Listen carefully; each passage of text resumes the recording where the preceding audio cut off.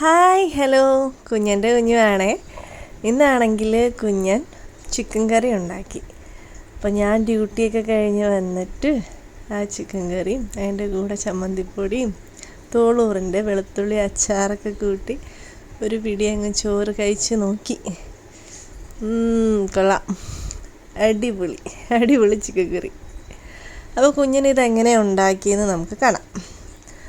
അപ്പോൾ സവാള, തക്കാളി, പച്ചമുളക്, ഇഞ്ചി, വെളുത്തുള്ളി, വേപ്പില ഇതെല്ലാം നല്ല അരിഞ്ഞ് റെഡിയാക്കി ചട്ടിയിലേക്ക് ഇട്ട് കൊടുത്തുകൊണ്ടിരിക്കുകയാണ്. സവാള ഇട്ടു. പിന്നെ ഇപ്പോൾ അത് വഴണ്ട് വരണം. സവാള വഴലാൻ വേണ്ടി ഉപ്പൊക്കെ ഇടുന്നതായാലും നിങ്ങൾക്ക് അറിയാമെന്ന് വിചാരിക്കുന്നു. അപ്പം അതുപോലെ തന്നെ സവാള വേഗം വഴലാൻ വേണ്ടിയിട്ട് കുഞ്ഞന് ഉപ്പിട്ട് കൊടുത്തിട്ടുണ്ട്. ഞാനിപ്പോൾ ഇന്ന് ഓഫീസിൽ പോയിരിക്കുകയായിരുന്നേ. ഞാനിപ്പോൾ ഇന്ന് മോർണിംഗ് ഷിഫ്റ്റായിരുന്നു. അപ്പോൾ ഞാൻ 7 മണിക്ക് പോയി. 7 മണിക്ക് പോയിട്ട് ഉച്ചയ്ക്ക് 2 മണിക്കാണ് വരിക. അപ്പോൾ ഞാൻ വരുമ്പോൾ എനിക്ക് കഴിക്കാൻ വേണ്ടിയിട്ട് കുഞ്ഞൻ ചിക്കൻ കറി ആക്കി വെച്ചതാണ്. അപ്പോൾ വഴണ്ട സവാളയിലേക്ക് പച്ചമുളകും വെളുത്തുള്ളിയും ഇഞ്ചിയൊക്കെ അരിഞ്ഞ് വെച്ചതൊക്കെ കുഞ്ഞൻ ഇട്ടിട്ടുണ്ട്. ഇനിയിപ്പോൾ അതും ഒന്ന് വഴണ്ട് വരണം. അപ്പോഴത്തേനും അത് വഴണ്ട് കഴിഞ്ഞപ്പോഴത്തേനും കുറച്ച് കറിവേപ്പില ഇട്ടു. ബാക്കി കറിവേപ്പില എനിക്ക് തോന്നുന്നു കുഞ്ഞൻ ലാസ്റ്റ് ഇടാൻ വേണ്ടി വെച്ചിരിക്കുകയെന്ന് തോന്നുന്നു. എന്നിട്ട് അതൊന്നും കൂടെ എല്ലാം കൂടെ ഇളക്കി വഴട്ടിയെടുക്കുന്നുണ്ട്. ഇനി അതൊന്ന് വഴണ്ട് വന്നോട്ടെ.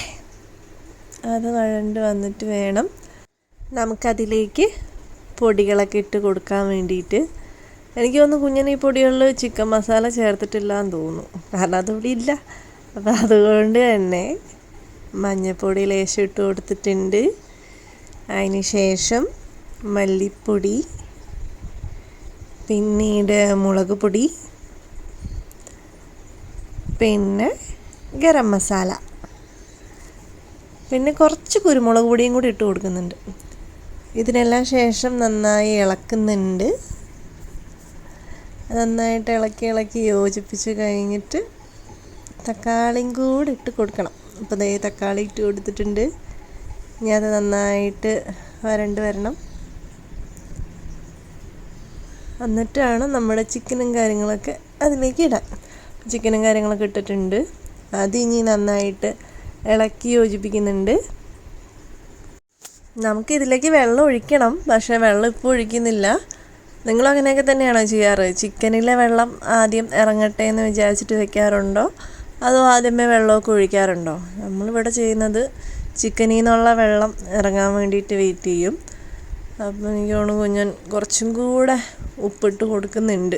കഷ്ണങ്ങളിലേക്കൊക്കെ ഒന്ന് ഉപ്പായിക്കോട്ടെ എന്ന് വിചാരിച്ചിട്ട് കുറച്ചും കൂടെ ഉപ്പൊക്കെ ഇട്ട് കൊടുക്കുകയാണ്. എന്നിട്ട് ഒന്നും കൂടെ നന്നായിട്ട് അതെല്ലായിടത്തും ഇളക്കി ഉപ്പ് പിടിക്കാൻ വേണ്ടിയിട്ട് ഇളക്കി അത് യോജിപ്പിച്ച് കൊണ്ടിരിക്കുന്നുണ്ട്.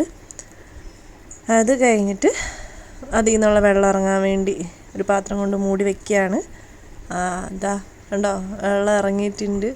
അപ്പോൾ നമ്മൾ വെള്ളമൊന്നും ഒഴിച്ചു കൊടുക്കാതെ അതിൽ നിന്ന് തന്നെ ഇറങ്ങിയിട്ടുള്ള വെള്ളമാണ്.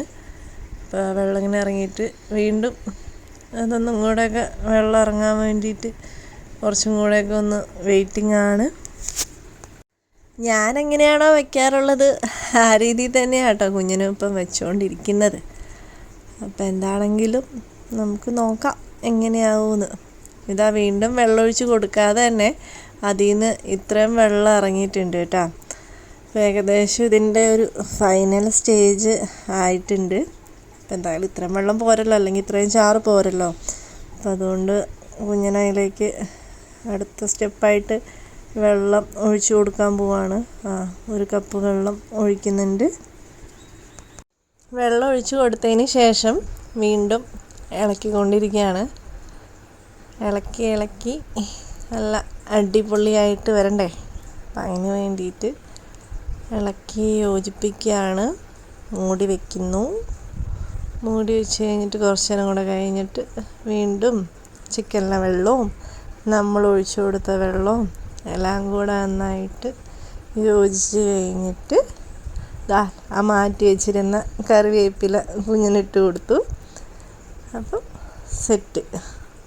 ഈ കറി കൂട്ടിയിട്ടാണ് ഞാൻ ഉച്ചയ്ക്ക് വന്നപ്പം ചോറ് കഴിച്ചത്.